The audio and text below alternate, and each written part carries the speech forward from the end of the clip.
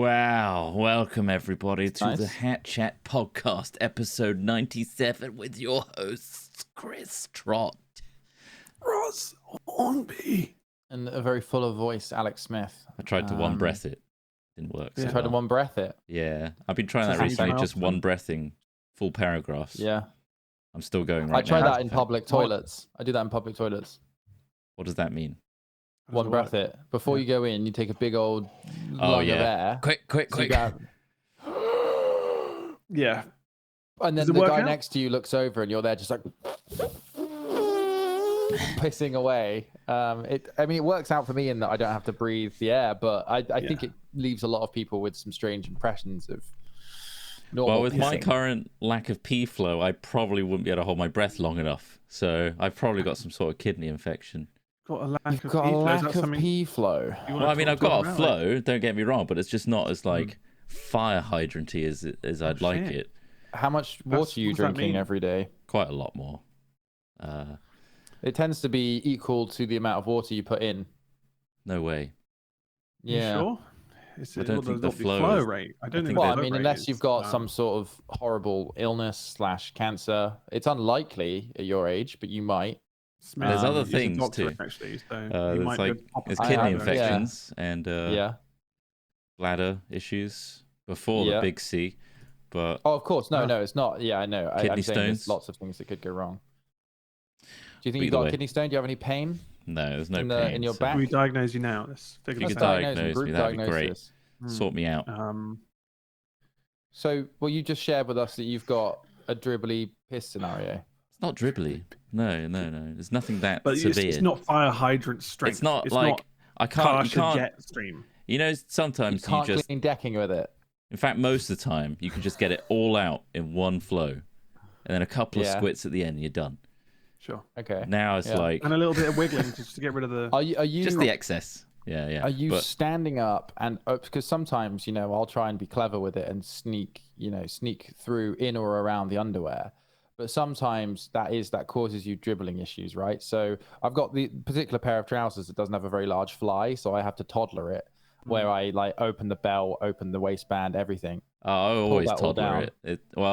If I've got good flies, then it will just pull it all. Yeah. Anyway, carry Yeah, on. but you do. So yeah, what I'm saying is, it's good to get everything down in order Yeah. to maximize your flow. Oh right. Pants around the ankles.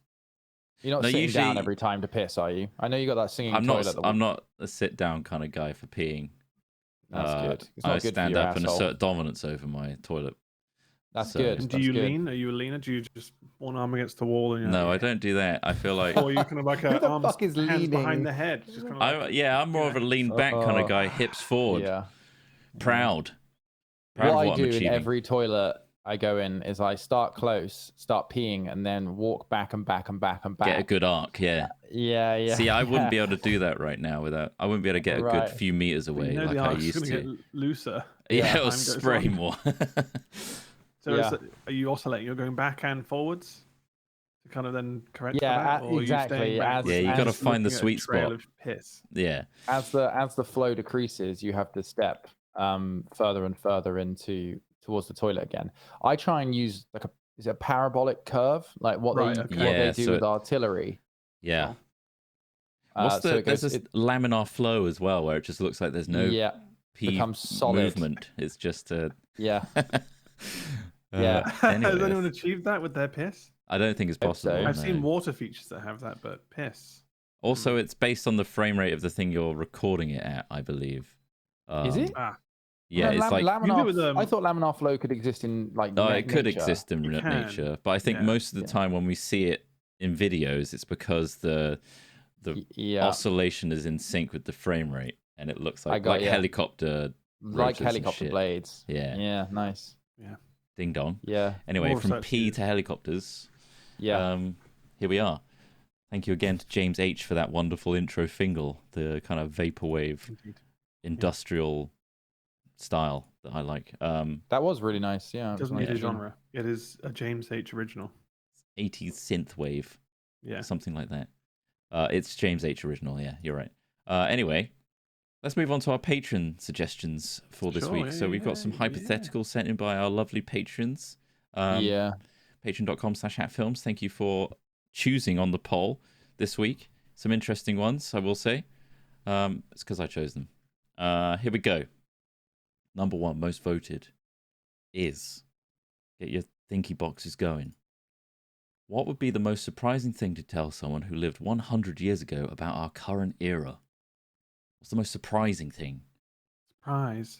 100 years ago. Really 100 relies years on our ago would knowledge be of what was 1922. allowed. So that's like midst of Okay. World War. It's in between 1 and 2. Yeah.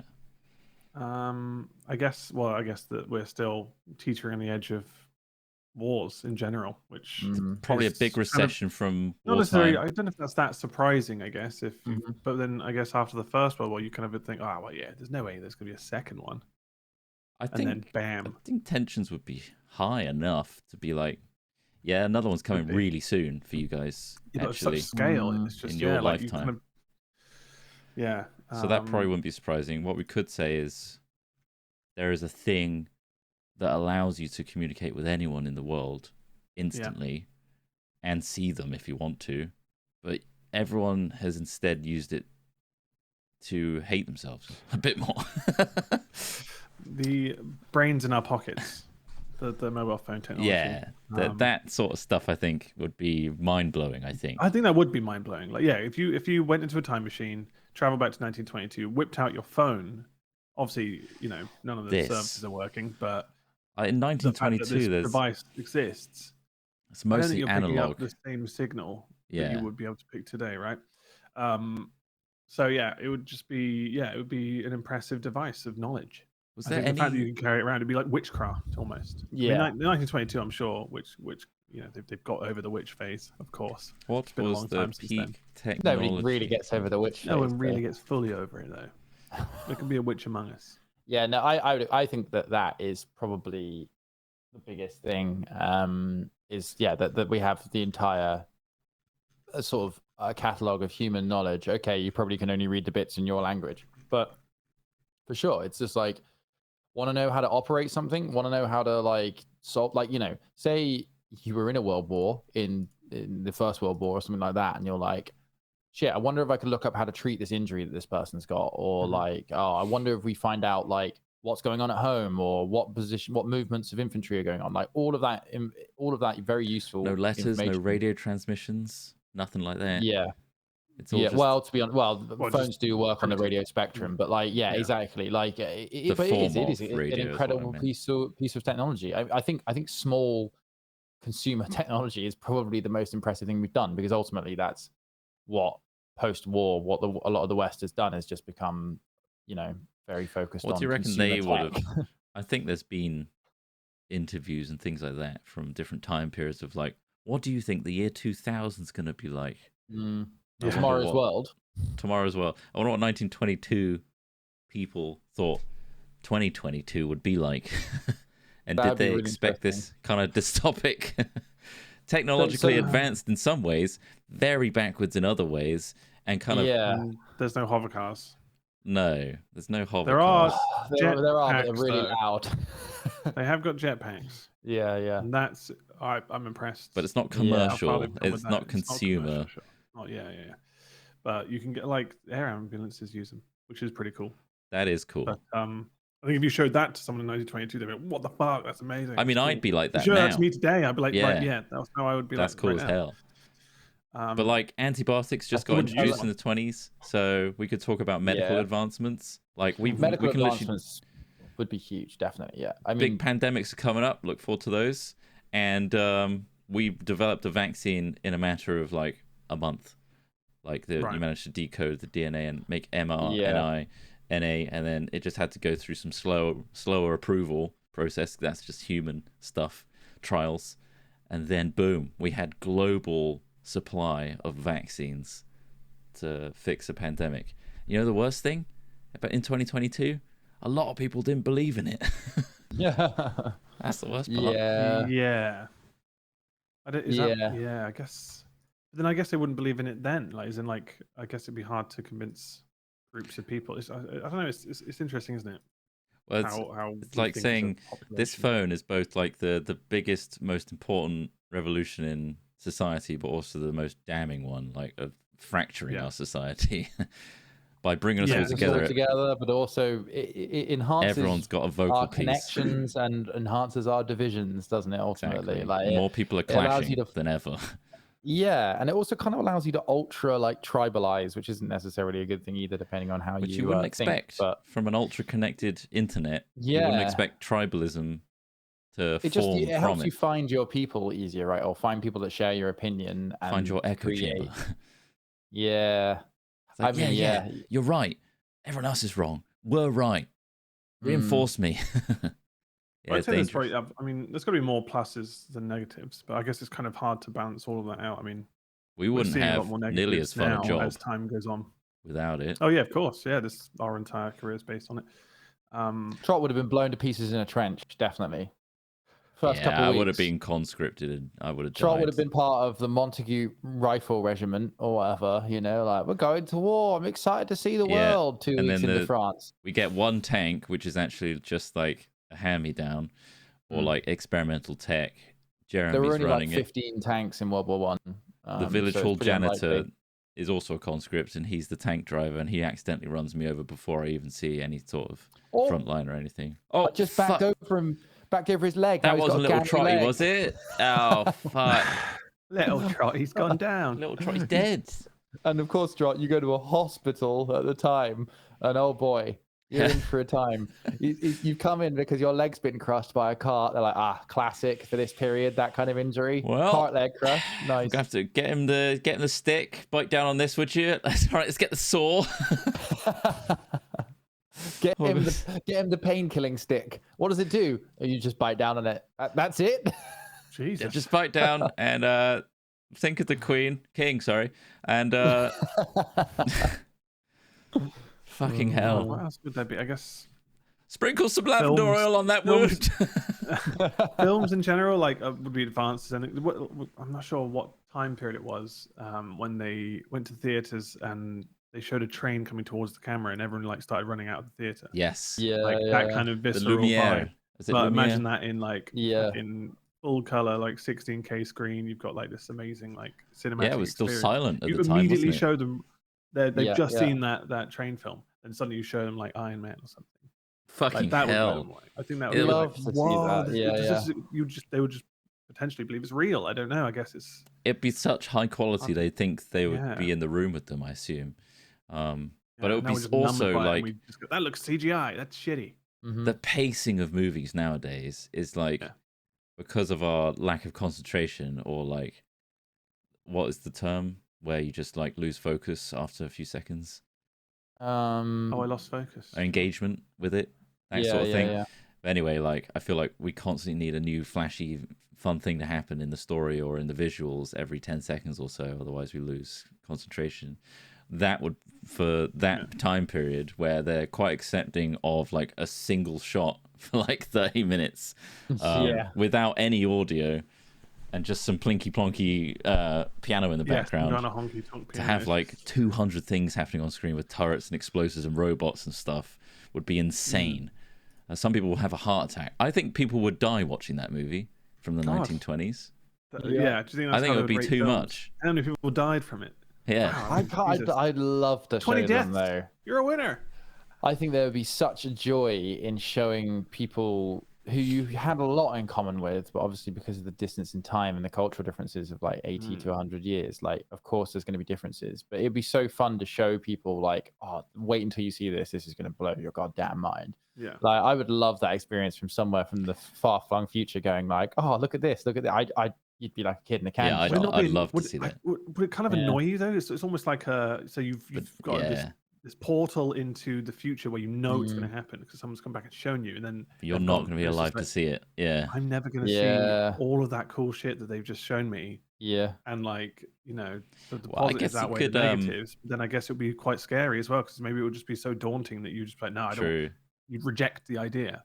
Yeah, I feel like I mean, I honestly think that, you know how, like, obviously we look back in history and we're like, holy shit, people used to have surgery without anesthetic, and like, holy shit, people used to regularly die from infections. Oh my God, people used to only live until they're like mid 50s. You know, like all these things very, very recently. I do feel like in the next couple 100 years, with the caveat that I always do, if we haven't blown ourselves to pieces yet, which I think is increasingly more likely, not with current, not just because of the current stuff, just in general, I think it's a lot easier to fuck up because of the scale of our power as human beings now, and you know how quickly things can happen. Sorry, but, you don't need to clarify. Yeah, I mean, I don't think that, like, you know, I'm not in a bunker waiting for a nuke to drop. I just think that it's a tall order to get humanity to survive. Well, I mean, you say that it's actually quite amazing. Well, I mean, maybe they have gone off, but like that a nuke hasn't accidentally gone off, considering how many thousands potentially exist in the world. Yeah. That's obviously there was that explosion of, was it stored like fertilizer in which just blew up an entire like bay. Yeah. Where was that, in Beirut? That was an insane explosion. Right? Like the fact that a nuke hasn't just gone off somewhere is actually kind of impressive, and actually I'm thankful that that's not happened. And if it has happened, then they've hidden it well. Exactly. But no, I've actually, the segue then, what was I actually responding to you talking about then, Trott? Sorry, I completely lost it. Oh, sorry, that was my bad. I threw you off. No, it's okay. We were discussing the future, and then going back in terms of like, oh my God, they didn't have anti. Oh, yes. Sorry. So this is something, So I think that it's reasonable if we look at in the past and see the things that we think, wow, okay, that's crazy, they had to deal with that. There is going to be potentially a future where death is really a long way away for most people. I mean, like, you know, several hundred years. And that, I think, for people looking back, will be like, oh, those poor people, they only lived, you know, a blink of an eye, really. And they didn't get to experience or learn, or, you know, all these things that you could do with more time in a more, you know, competent body. And I do think that would be something that somebody from the future might spill the beans on, like, oh yeah, by the way, you don't actually have to die. Some people choose to die, but you can just upload yourself if you want to. And I think that would be something that you'd really struggle with. You'd be like, fuck, if I was born a few hundred years later, you know, I could be an immortal, but I'm not. And so I'm just going to die like everything else. And that's not necessarily a good or a bad thing. It's just something that I think you'd have to... You don't need that extra perspective because you can do nothing about it. Exactly. And I mean, it's almost the ignorance is bliss thing, but like, I still would do it. I think I'd take and I think you're right, inevitable depression with knowing that you're not going to experience a lot of these things, just to know, because that's one, you know, that I just want to know what we're capable of. I think you'd want to introduce the internet era earlier, so that some of the really weird shit got out of the way sooner. And then Wild West. Once the Wild West has died down, things have become a bit more settled and a bit more regulated to a point where it's actually safe and or like working better. I'm not sure if the internet's going to become any safer, in terms of, like, we've had the internet explosion now. Are we going to see that happen in our lifetime, where the internet's kind of sorted out and there are rules and regulations globally where people aren't losing their minds or forming tribes, and disinformation is being run rampant, or you've got outside forces trying to affect society in another country to cause division? Like, how can you stop that? Well, I mean, ultimately the internet is a tool. It's a network, right? It's a networking tool. It's a way to transfer things in an interconnected manner. So, like, it's how it's used. You know, imagine if Goebbels had access to the internet back in the day. You know, like there was a whole country mobilized on. Who did? Such tiny hands. I don't get it. Expect them to operate. Goebbels. Right. Yeah. Oh, it's good. Goebbels. Sorry, I was just like, I thought you were making a hands joke for a second. I'm like German people called hands. Goebbels have small hands? No, gerbils. Yeah. Gerbils wouldn't be able to operate internet. It's fucking insane. In 1940s Germany had access to the internet. Those gerbils could spread so much pro-gerbil ideology that it may have spilled over to other countries. You know, because until then the gerbils were limited to their own countries and traditional printing presses and wheels and things like that, and, you know, film and cinema a little bit, but yeah, I mean, it could have been a powerful tool. I think it's a powerful tool to anyone who can leverage it. Right now it's being largely leveraged as a consumer thing, right, to make people spend more money with certain people. Yeah, I mean, but politically it's been used, and we've seen the results of how it's been used, and that's kind of like what I'm thinking in terms of like, if that happened earlier, maybe that happens and it's probably likely to happen again in several times. That eventually it gets to a point where the people who are burned by it, or the people who learned from that, move on, or generations die off where they, because obviously it's so new. This like the internet is still so new for people who are quite old. Yeah. That they don't know how they're using it properly. And so you want like a few generations where the internet has existed for their entire lives. So. Yeah. Yeah, where it's like everyone knows how to use it now. Everyone knows that you don't need to believe everything you read. I mean, that's obviously going to be an impossible thing to kind of. It's hard to imagine because obviously newspapers did the same thing, really. It's ultimately humans listening to other humans, isn't it? And how believable that human is. And the stronger the connection there, like used to be chat boxes where with limited availability, like on MSN or AOL Messenger with your friends. Now you can literally have a conversation in a video call or in virtual reality with someone, and that physical connection with someone is more believable and therefore more manipulative, if that makes sense. Like you can convince someone better, rather than, if that makes sense. But I feel like as the internet grows, so does the technology and the people that want to control it. Like the big corporations that have all the servers, they want all their servers to be used and all the data to go through them. I think they'd fight for that. And I think that would exist regardless of what time period it's in. I think the big corporations would vie for that control throughout. But yeah, maybe we become disenfranchised by it. Like understand the game that they're playing. Or maybe the algorithms will run rampant and the big corporations will lose control of their AI to the point where it's so smart, even they don't know what the fuck's going on. And then we start getting controlled by robots.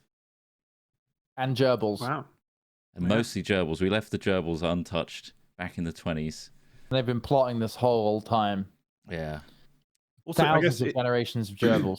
Being able to introduce, more options for renewable energy earlier on. Obviously, like, money is what seems that would be a good thing to show it, but like people knowing in the 20s. what could be better earlier show could be better for the future, right? Ignore Chernobyl. I think Chernobyl was bad for the nuclear push. A little bit. But the other effects of like climate change and things like that, where we just allowed the industrial revolution just to run rampant, and like cars and stuff, not the best solution to transport, that sort of thing. Like just show LA congestion. Yeah, right. And like don't build a city around roads. Big suggestion there. And just like don't give so much power to the consumer to want everything and drive companies to shouldn't dictate society. Yes. Yeah, for sure. Yeah. It's like this is what's going to happen is everyone's going to have Starbucks and everything convenience around the corner, and the oceans are going to be littered with plastic, and life as we know it is going to go vastly extinct. And all those nice animals and shit in the wildlife are going to be destroyed, and all the ecosystems along with it. So downside is, I guess, even further back, it's less believable. People don't believe it now.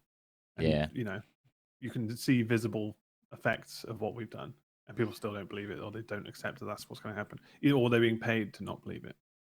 That's the thing. Tell someone 100 years ago that that's going to happen, they'll be like, nah, it'll be fine. More coal on the fire. And also, I guess you could argue that like there's so much time between now and then that it doesn't matter until a certain amount of time. It's not our problem yet. I guess that's a common mindset. Is like for all the old oligarchs out there, it's like doesn't affect me. I'm going to be dead by the time like the planet destroys itself. So I'm just going to enjoy my life while I've got it in the fullest way I can. As a big oil baron. These people in power have kids as well, which will have to live through some of those. Yeah, but they'll be protected by money. Sure, but like for a bit globally, these things are going to affect everyone. And I think that's the thing that's hard to imagine and hard to picture. It's hard to imagine why people would be so evil and so, like you say, take money to say things if they do have children, right? As in, you're like, man, sure, you're taking a load of money, and I think a large amount of money can be used to get somebody to say just about anything because people aren't that principled in general. But like, yeah, exactly. You're like, well, yeah, but what about your kids? They're literally dealing with the shitty world you're going to be creating. So it makes me think that they can't just be taking the money. They must genuinely think it, and unless they genuinely don't care about their kids, which is another even scarier prospect, where they are just full on psychopaths, where they're just like, I just had kids for a thing to do. I don't even care about their future, like, which I find hard to believe, because I think a lot of human beings have it like programmed into them at a very like innate level. There seems of, like, to be a switch that protect your happens. children. Yeah, I don't know. I think there is a lack of empathy in certain schools of thought where I think that's considered a weakness, and they wouldn't entertain that idea of like thinking beyond themselves or beyond what they know, or it becomes a case so if they're of already like, wealthy, already have everything, they think that's the way that the world is. And they can just give their kid a load of money when they die. That's what they imagine will solve everything. Or there's a level of like, I went from rags to riches, so I'm not going to give you a helping hand. Like, you figure out the future. It's not my problem. Yeah. Basically. I don't know. It's just nuts. It's a lot of assumptions. Well, that's the mentality with like the fees, school fees, tuition fees in America, isn't it? Where people are just like, oh, like how they shouldn't get a free ride because I paid. And it's just like, yeah, but like society, like you need to think on a bigger scale. And it then becomes a kind of argument of, well, I had to do it, so you have to do it. And it has to be shit for you too. It's like the argument for cancelling student debt and student loans in America right now. And you've got AOC, who's basically countered that by saying, not everything you have to do has to directly benefit yourself. It will come back around. If you cancel student debt and you've already paid off your loan, oh my God, well, I had to pay it off. Why do these people get a free ride? Well, it's like those people then have more money to invest in the stimulate the economy. And maybe your house prices will go down, and you'll have a better. It's more subtle. You don't get a payout or anything like that, but you're helping people around you, which is a crazy concept. I know, but it's more just like you have to wonder what people, it's like the cost of living crisis now. You have to wonder what the people at the bottom can do. They're just like, as in what is left for them to do. It's not just a case of, pull yourself up by your bootstraps. It's a case of you're going to die because the rich are just getting richer, and that's just how things are. And it's just like, there's got to be a point where that doesn't benefit the rich.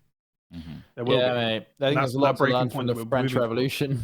I feel like England's like 20 years away from a French Revolution. I'm not gonna lie. If the elites and the ruling parties and all the rich fucks that are doing all this shit really desperately want power and control that badly, they're gonna have to start looking after people, because otherwise, like you say, people are just gonna be like, well, it's either I'm going to die or I'm going to do something about it. And when people are literally, like you say, forced with being just no heating, no house, no food, no nothing, then they're going to be pretty desperate. And desperate people really desperate measures, like using a guillotine is all I'm saying. They love that shit. They roll one of those out. It's just convenient, isn't it?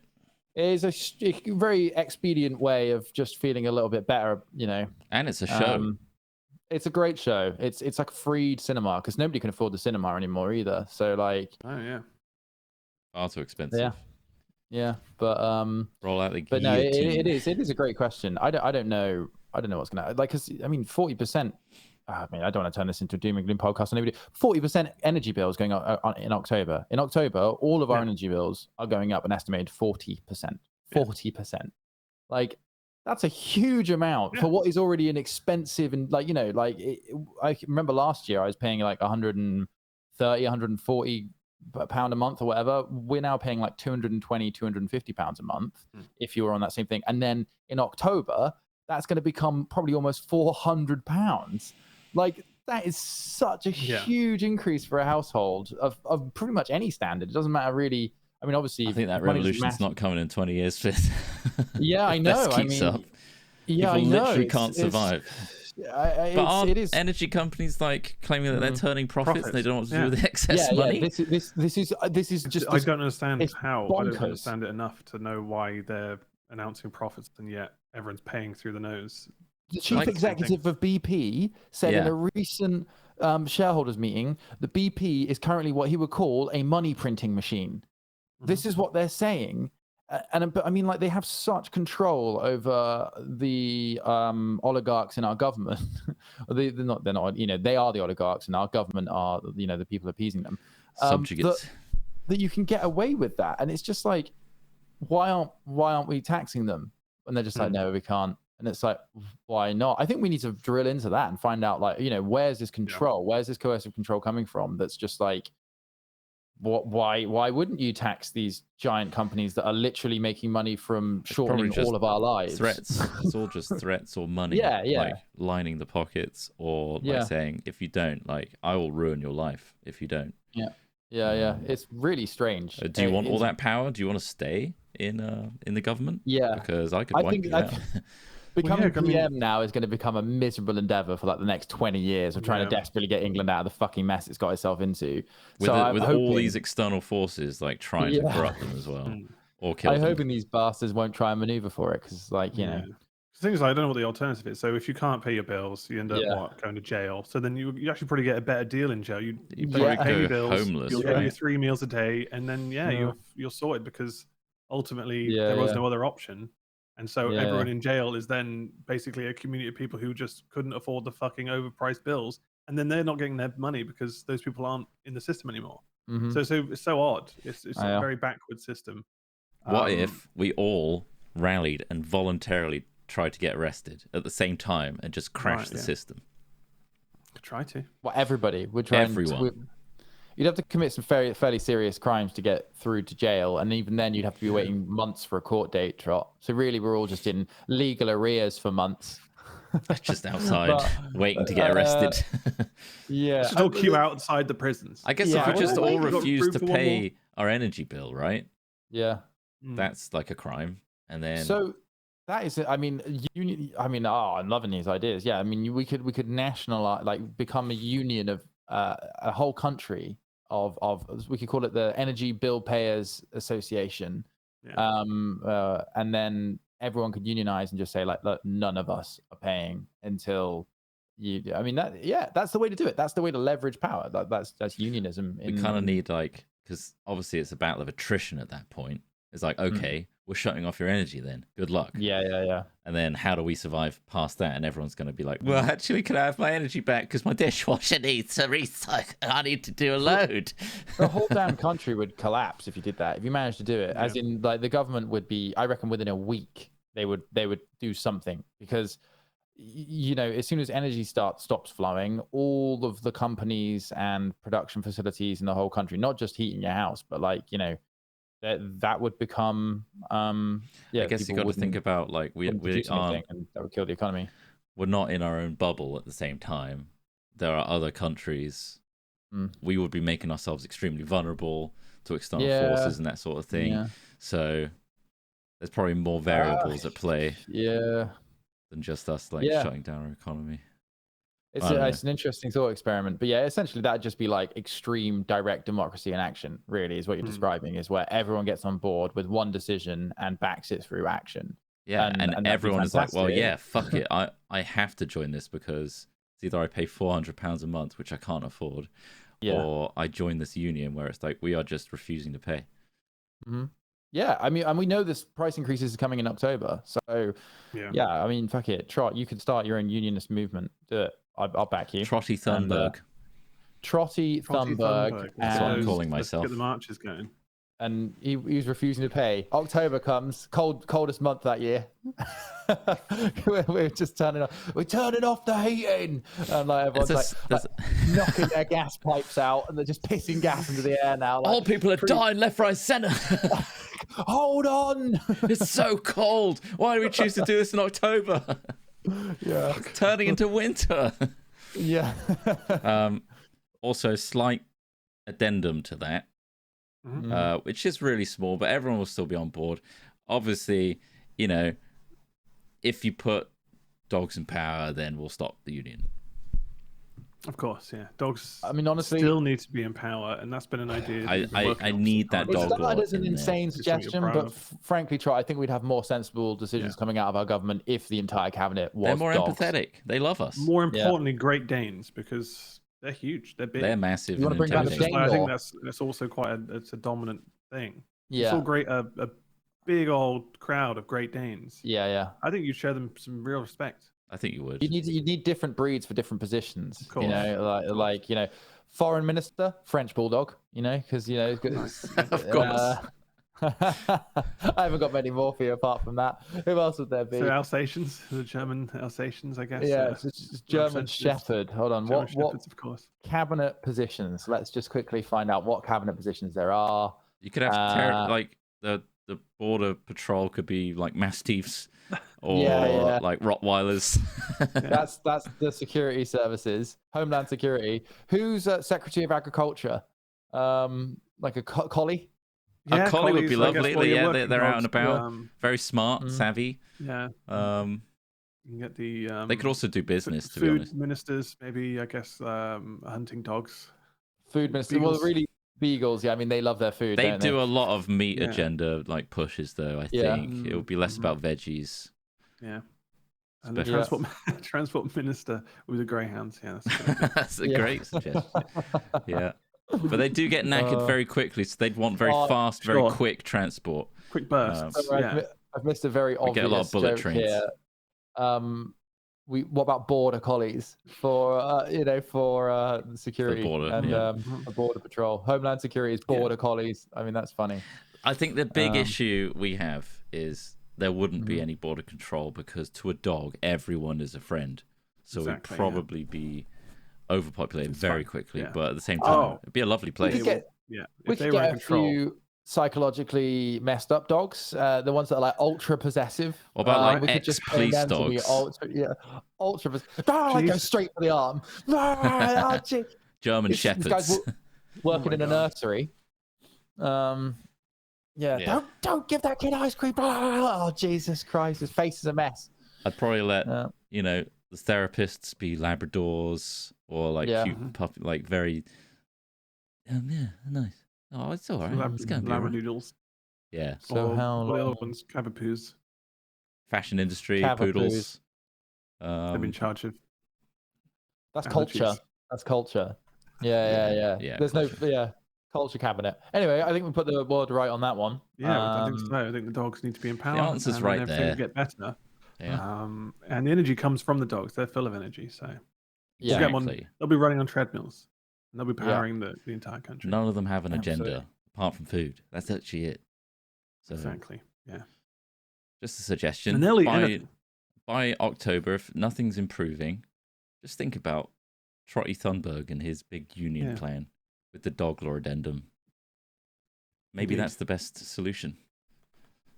I think so. Maybe this is something that Trott's going to pass. You're going to sneak it in. You're going to create this unionist movement that's amazing and will help empower all of the individuals of the UK to get a better deal from all of the assholes in the oil and gas companies that are gouging our country.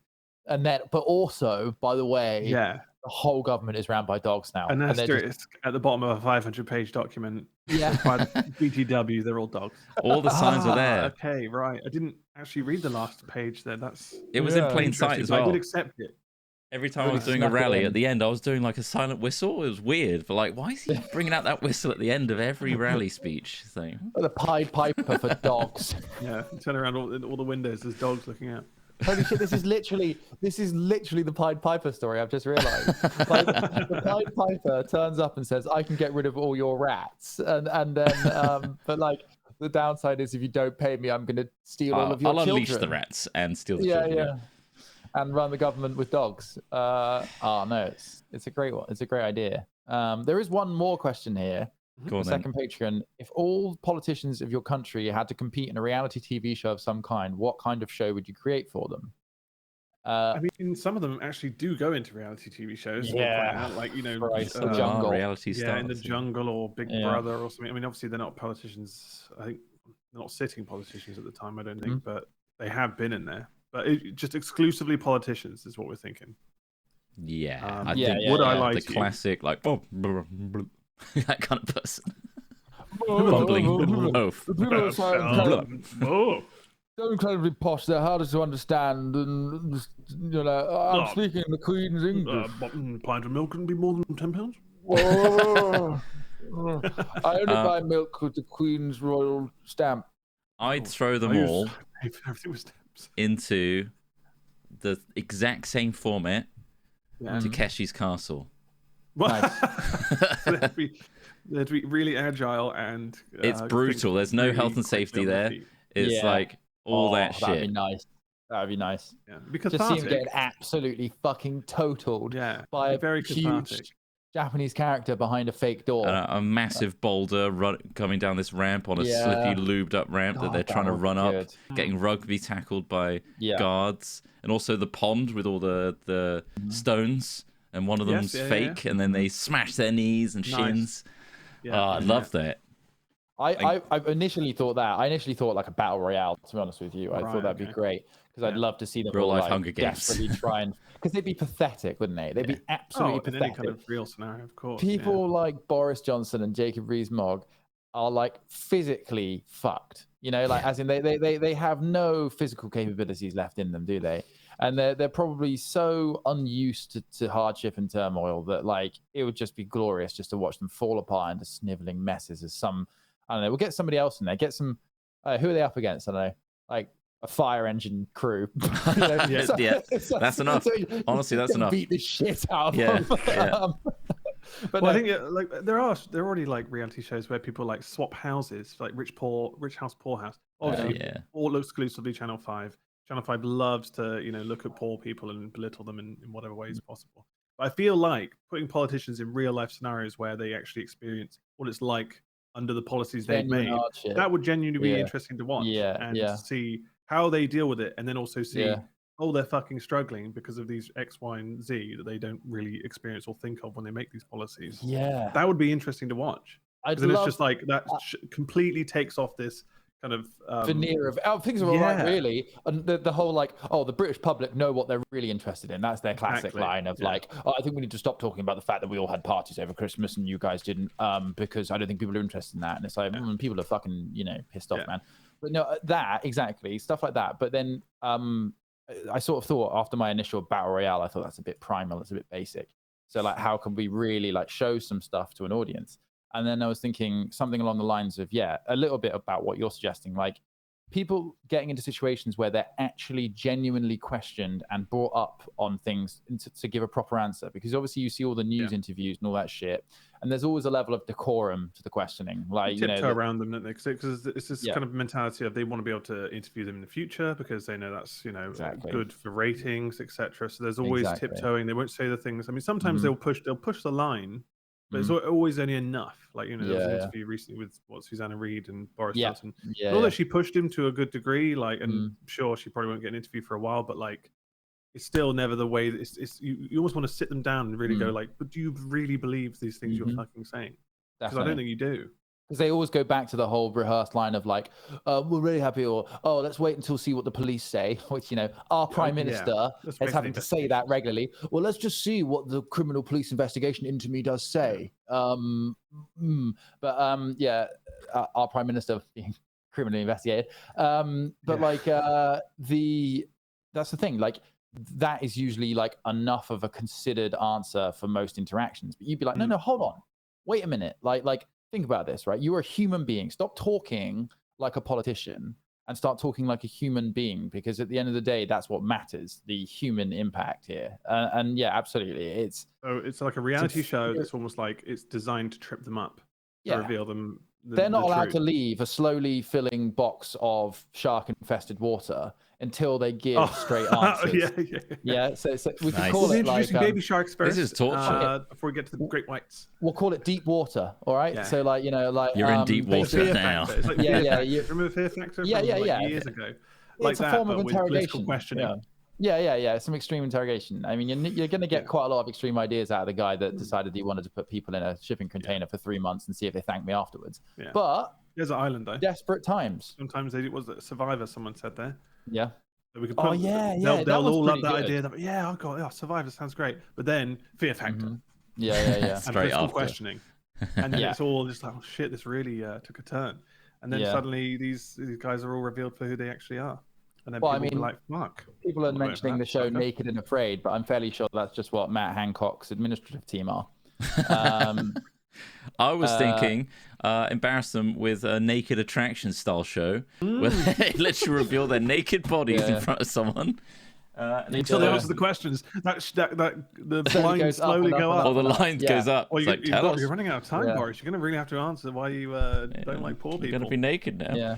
6-month camping trip to Rwanda. Oh, shit. Can they survive on the exact same journeys? Yeah, we have to follow them with Ross Kemp following them. Yeah, Priti Patel steps off a taxpayer-funded fucking 737, and they're like, "All right, Priti, now we're gonna put you in a fucking detention camp for 6 months in an African country that's probably doing it for money." Yeah, you're no longer Home Secretary. You are now a refugee. Let's go. Yeah. Oh my god. Yeah, SAS Who Dares wins, except you've got Boris Johnson debating Ant Middleton, and you see which one comes out the bigger idiot. Oh wow. Yeah. There's loads of options. I mean, let's do it. It's a whole niche of game show that's not being utilized right now, and I think again we could be on top of that. But alas, but it takes them away from their important work. Trot. It's true. You're right. We'll figure that out. Yeah. In order to put things into law, they have to go through a fear factor trial. How about that? they're trying to get the job done, but they're up against it. Okay. Well, I think that's plenty to stew on. For next week. Thank you everybody for tuning in to Hat Chat. Particular thanks to our patrons for again just being there for us and providing our support and allowing Hat Chat to continue. Thank you for that, and thanks for choosing those questions. They were pretty good today. Thank you for that. And also big thanks to everyone sending an email in, whether it's like for funny news or whatever, or you're sending in a fingal for us like James H did. Send that to hatchat@hat-films.com. Please, we like to hear from you. Thank you, everyone. Hope you're safe out there. Stay warm. Turn down the little thermometer on your boiler. Go out on your boiler. And buy shit tons of batteries and try and save all of the energy you can take out of your sockets now, because in October, that you're going to double your money. You are going to double your money. You figure out how to power your house on a bunch of external batteries. Also, lithium and cobalt supplies are becoming more and more expensive, so even that's not a solution. Just spend 20 grand on solar. Just get a load of cheap solar products. Lights, everything. Everything is poorly lit everywhere you go. Because you remember when energy saving lights were first coming out. Build up. And you turn it on, you're like, energy saving lights are great for bills. Give it a second. Every room you walk into, I hope you don't need to piss quickly, because it takes about 5 minutes before you can see anything in the bathroom.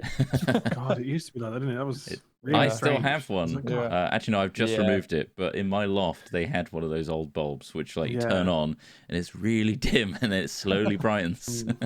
Anyway, getting off track. Thank you, everyone.